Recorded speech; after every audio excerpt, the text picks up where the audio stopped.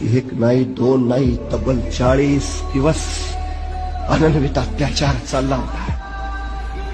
अरे बोकड सोलावं असं संभाजींचं कातडं सोलून काढलं, त्याच्यावर मिठाचं पाणी टाकलं, सर्व यातनांचा जाळ जाळ झाला नुसता.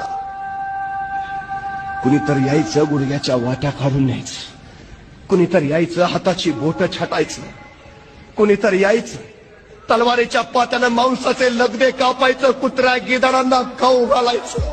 अरे कुणी बघितलं असतं तर वाटलं नसतं मराठ्यांचा छत्रपती आहे. अरे भूतासारखी अवस्था झालेली, आणि एवढं सगळं ऊन सुद्धा माझा सर्जा सोसत राहिला, सहन करत राहिला. का? आपण शिवछत्रपतींचे पुत्र आहोत. या अस्मितेसाठी, स्वराज्यासाठी, राष्ट्रधर्मासाठी सहन करत राहिला.